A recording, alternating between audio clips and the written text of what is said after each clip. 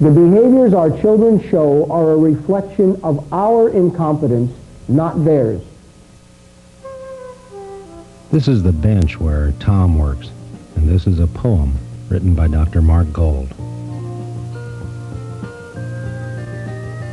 If you could only know me for who I am, instead of for who I am not, there would be so much more to see, because there's so much more that I've got.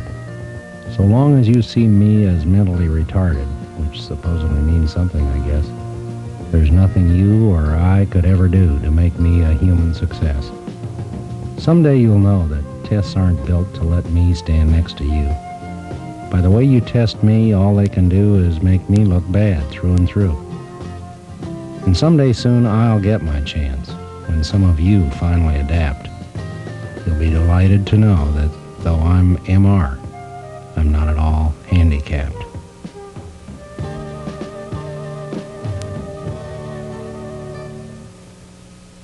Try Another Way is an introduction to a new training concept for the mentally retarded, a concept created by Dr. Mark Gold. They began to bring in the structure. Roger Hoffman is director of Unit 10 at Dixon State School, Dixon, Illinois. He and his staff have been involved with the Try Another Way concept since September 1973. These are some of his thoughts on the subject. And we made the decision, okay, we started out with the feeling, with a very definite feeling, that this type of training technique would only have benefit in the work behavior. Lo and behold, we find that Try Another Way has come up in tasks such as toilet training, tasks such as bed making, brushing teeth, other areas. We found very quickly that the technology was more than just a specific work technology, but rather was a very valid, very rational approach to any type of training. Then the philosophy, the humanity, begins to creep into the programs. It's not as tight, it's observable, it's not quantifiable. But the staff all of a sudden begins to see their limits of an individual dissipate. The boundaries that we all automatically set for these, quote, mentally retarded people, it begins to melt. All of a sudden, they're individuals.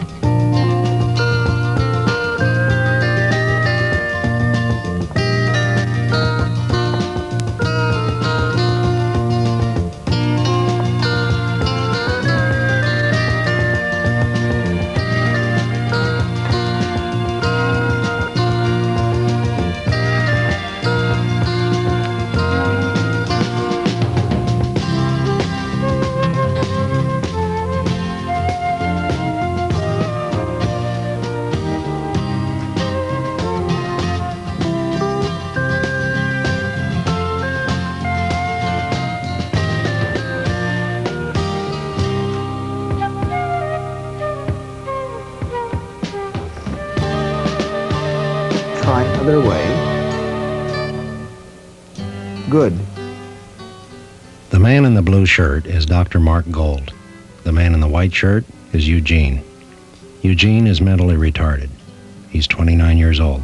He has an IQ of 32.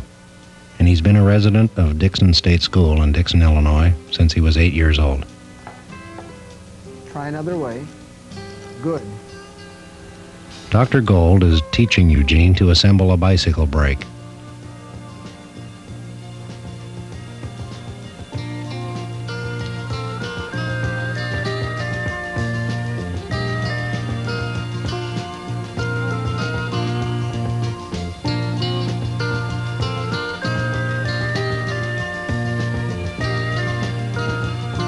You're doing a very nice job.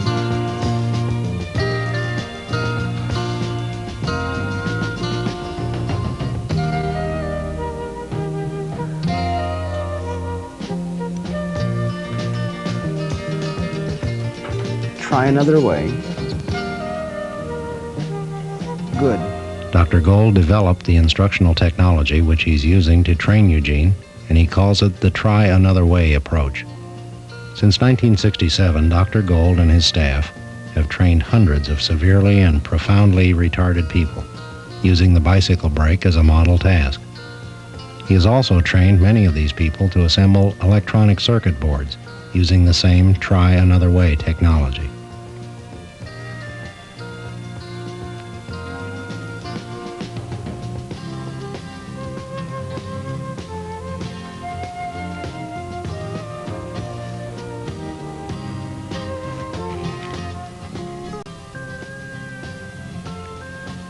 As you watch Eugene and Mark work together, you'll notice the minimal use of language. Try Another Way is essentially nonverbal.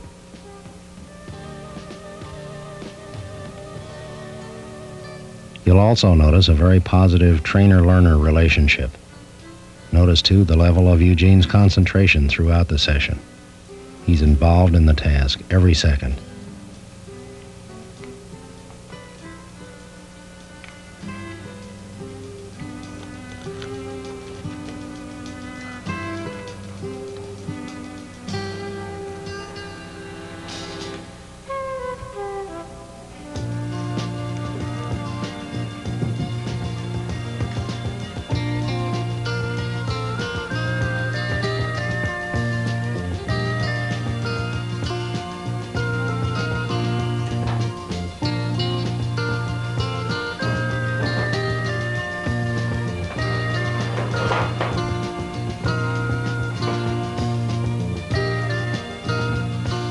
Try another way.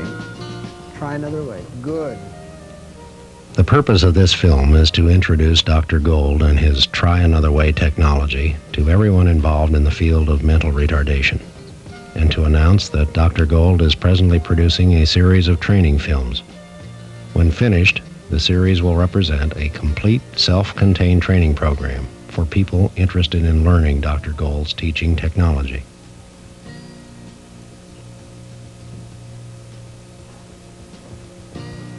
Look at that, Eugene.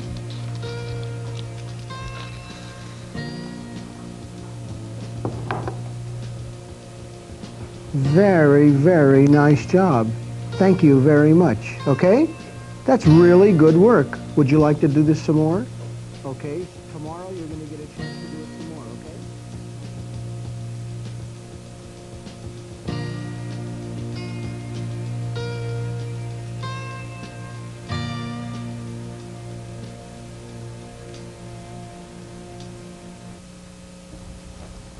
This is a bicycle brake.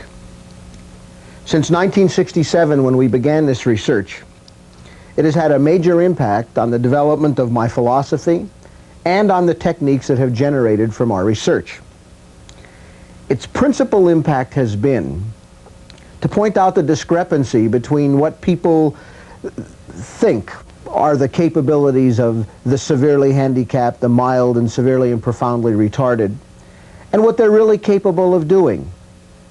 The hundreds of people that we've trained on this task, almost 100% of the time, have learned quickly and efficiently to do this. If they can learn to do this task which in and of itself means nothing at all, certainly many of the things that we have kept from them, complicated things to learn, we think, many of those things are things that they could learn, things that would allow them to join us as thoroughly participating members of society.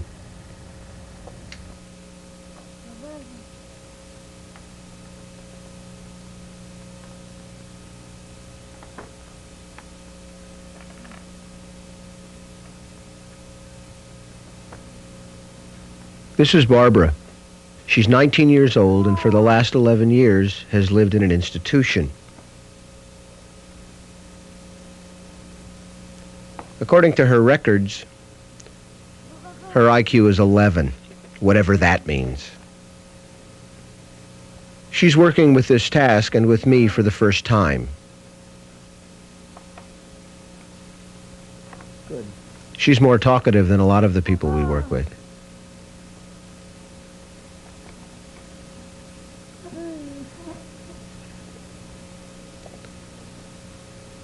It's a pleasure to work with people like this because you can see the growth so fast.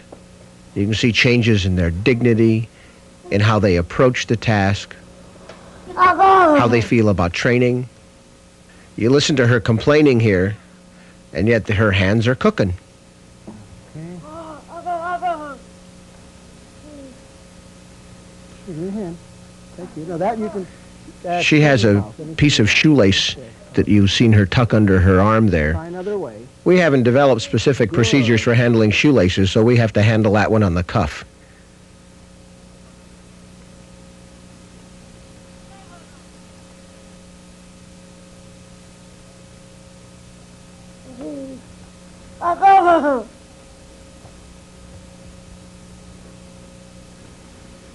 The techniques that you're seeing used here might be described as essentially nonverbal, as providing different kinds of feedback, manual feedback, and that is going in and placing her fingers in different positions. There goes the shoelace.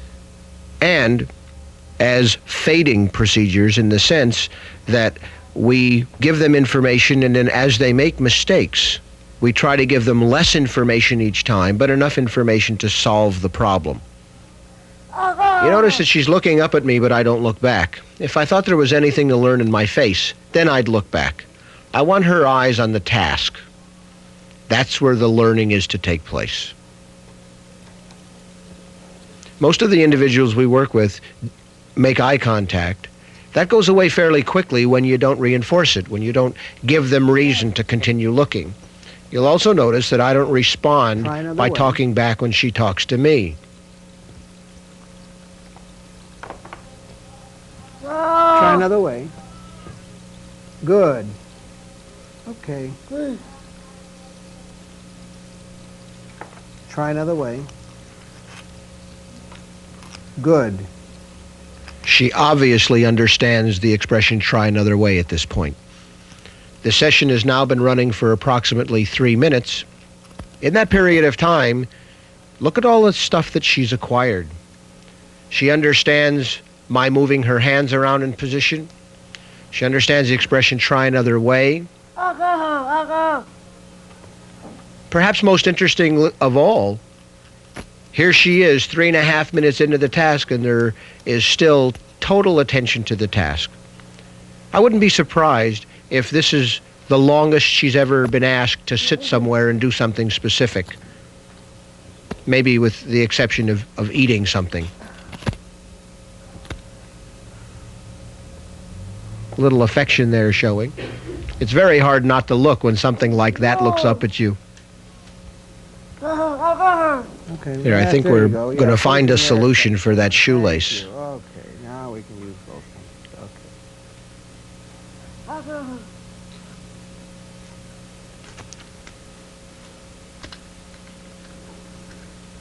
They also begin to understand in a short period of time that if we reach in, we're trying to let them know where we want their fingers and what we want them to do.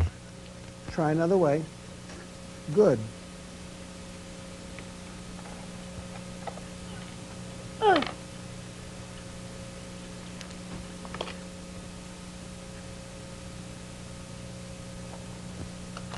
Try another way. Good. Although you won't see this in this particular training session, that expression transfers itself to many other situations. The expression "try another way" used here is under a situation where there's only one other way to try. When they go to another task where a part might go on one of 5 or 6 different ways, the expression "try another way" works. They'll try several different ways until they find the right one. That's very important because many of the people we work with don't usually have alternatives. They do something, if it's wrong, that's the end. You have to go in and show. Teaching them to try alternatives is a very important part of this training procedure. Okay. Very good. You have seen two people learning to assemble the bicycle brakes. They're residents of Unit 10 at Dixon State School in Dixon, Illinois. Eugene required a total of 159 minutes of training in order to reach criterion, which is 6 consecutive bicycle brakes without error, without assistance. That took him 30 tries, 30 bicycle brakes. Barbara, the other person that you saw, required 327 minutes of training and reached that on her 30th trial or 38th bicycle brake. What you're going to see now is their performance after they have learned the task.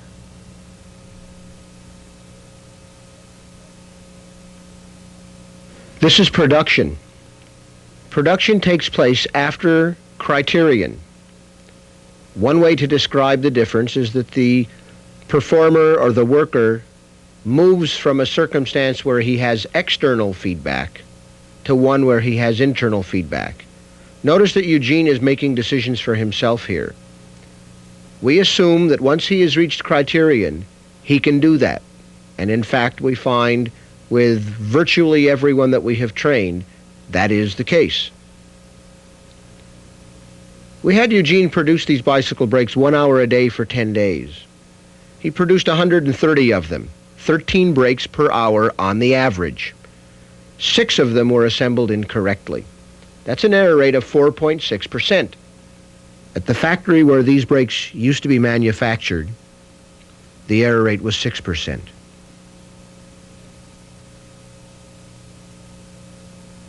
We don't think comparisons are important in the final analysis.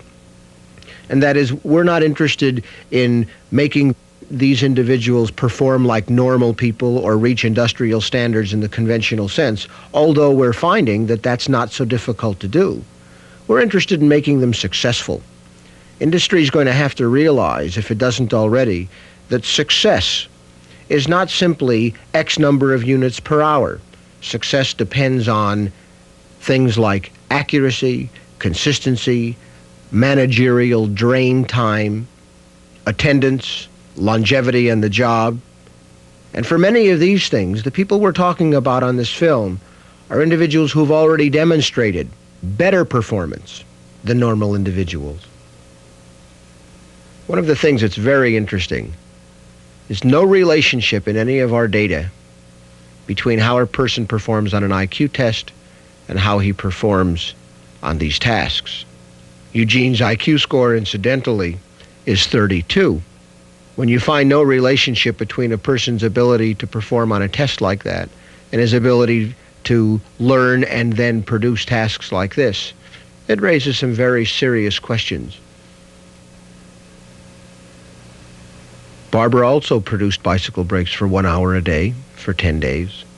In that period of time, she built 110 brakes.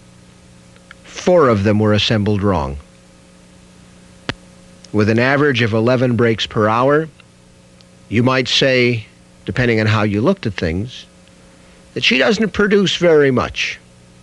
On the other hand, producing at that rate and with the accuracy that she does, you might turn around and say that that represents a fantastically higher level of remuneration than people like Barbara now get for either sitting around doing nothing or producing the Mickey Mouse garbage things that our society has given to sheltered workshops, thinking that that's all these people can perform.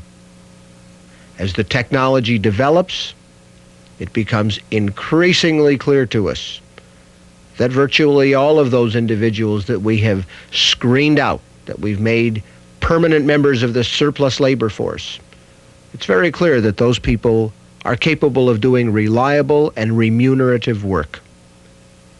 It's up to us to come up with the techniques to get them there.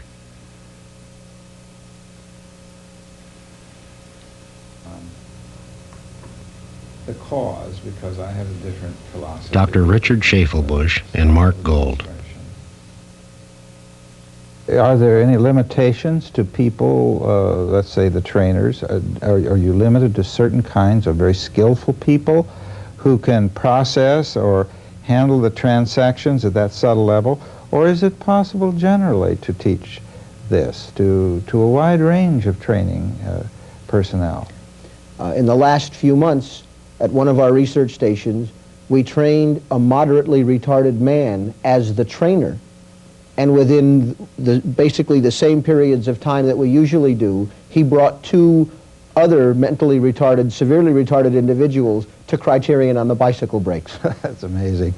What you're saying now is that it isn't necessary to have somebody either who's had an extraordinary amount of formal training or a person that's considered to be exceptionally gifted or bright. Almost all of the individuals that we have trained to train others have been people with very little prior experience in the field, and in most instances with little or no formal training. So it's fairly clear that the technology that we're developing is usable by probably just about anyone. And the training time is just a few days, the initial training time. The thing that intrigues me about all this, Mark, is that we've had for a long time some very gifted people and very gifted organizations that have been designing tasks and systematic procedures that can be performed by machines. And we've developed a technology for industrial production that's just truly remarkable. But there have been very few people like yourself and I happen to know what your capabilities are as a scientist, as a researcher, who've given time and attention to design systems that can be performed by human beings that ordinarily are not employable. And I think that is a real frontier, really, for scientific effort in our society. Or you've taught a person who was previously thought not to be skillful. This is an electronic printed circuit board. The electronics industry finds it very difficult to obtain individuals who will work on these tasks, who will assemble these tasks over long periods of time accurately and consistently. Even during periods of high unemployment, there are high turnover rates in personnel on the assembly lines where these are made. The bicycle brakes that we use in our research are a medium. They're just a task to use to find techniques for training people who find it very difficult to learn. The circuit boards, which now provide one of the major tasks that we're using in our research, they're much more than that.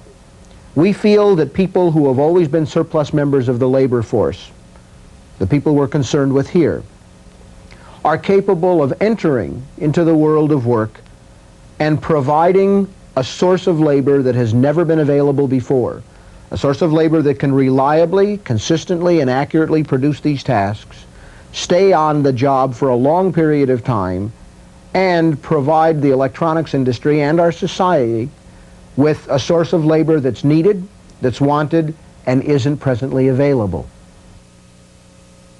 According to my competence deviance hypothesis, the more competence an individual has, the more deviance will be tolerated in him by others. Many of the individuals we work with will always have something or things about them that bring negative attention. For example, Francis doesn't talk very much at all. But what you see him doing here represents the kind of work skill that is needed and not available to industry. When Francis assembles electronic circuit boards like you see him doing here, those things about him that normally bring negative attention don't seem so important anymore because you're overpowered by the competence of this individual.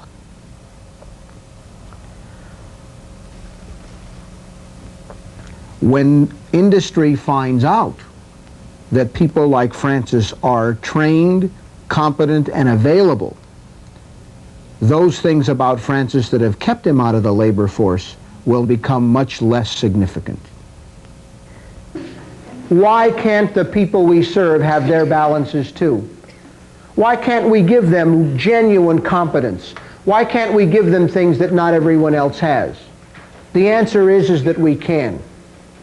As soon as we decide that they have the right to acquire really sophisticated, genuine skills, social skills, self-help skills, academic skills, etc., then they can have the same chunk of the action that we have.